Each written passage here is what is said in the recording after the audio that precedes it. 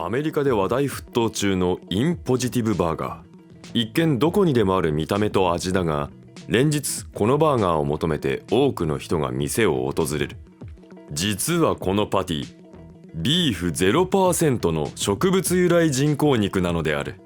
本当にこれ牛肉が使われてないの？嘘でしょ？主に豆からできているのだが、実際に食べた人たちは本物の肉と違いがわからない様子。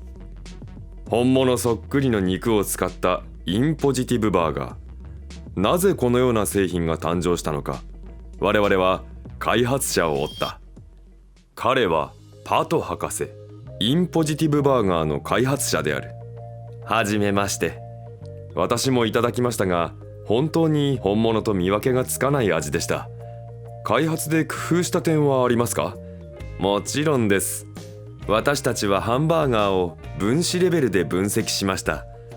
その結果をもとに、人が牛肉と認識するための要素を追求して植物由来の人工肉を開発したのです。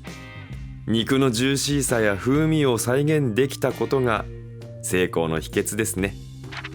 我々の製品は豆を使っていますから、牛を育てる労力がありません。今後技術が確立すれば、牛肉よりお安く提供できる自信もありますよ。さらにコレステロールもゼロですし、狂牛病などの心配もありません。すごい話ですね。植物由来の人工肉を作ろうと思われたきっかけはありましたか？きっかけは地球温暖化なんです。意外です。人工肉とどのような関係が？畜産業、特に牛を飼うことは最も深刻な環境問題なんです。牛や羊がゲップやおならとして排出するメタンガスには二酸化炭素以上の温室効果があり、地球温暖化に多大な影響を与えているんです。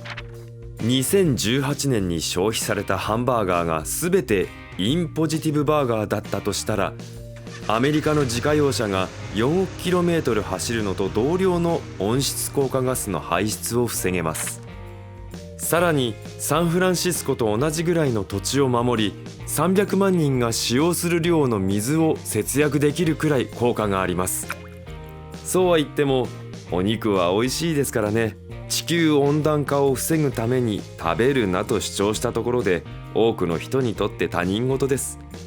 ならば科学の力で動物の肉よりも美味しくて栄養があり、価格も安い人工肉を作り出せば、消費者はそちらを選んで畜産業は自然に消滅、温暖化が防げると考えたわけです。多くの人が自動車の排気ガスに焦点を当てる中、食料から温暖化問題に向き合ったんですね。そうですね。インポジティブバーガーは一般的なハンバーガーと比べて最大 90% の温室効果ガスの排出削減ができるんですよ。動物の殺生も防げますし、ヴィーガンや動物愛護団体、宗教上の理由などでお肉を食べられない方からも支持を受けましてね。おかげさまで注目していただいています。大豆から生産できるとなれば、人口増加に伴う食糧危機にも対応できそうですね。2050年にはタンパク質の需要と供給のバランスが崩れると問題視されていますが、これも解決できます。米国食品医薬品局にも安全性が認められ、生の状態でスーパーで販売できるようになりました。今後は海外にも積極的に売り出していきます。今後は日本にも出す予定ですので、ぜひ食べてみてください。地球温暖化を抑制するために生まれたインポジティブバーガー。結果としてさまざまな主義思想の方に選択肢を与え、食糧危機問題への対策にもつながっています。本物と遜色のない植物由来人工肉。日本に上陸した際には皆様も食べ比べしてみてはいかがでしょうか。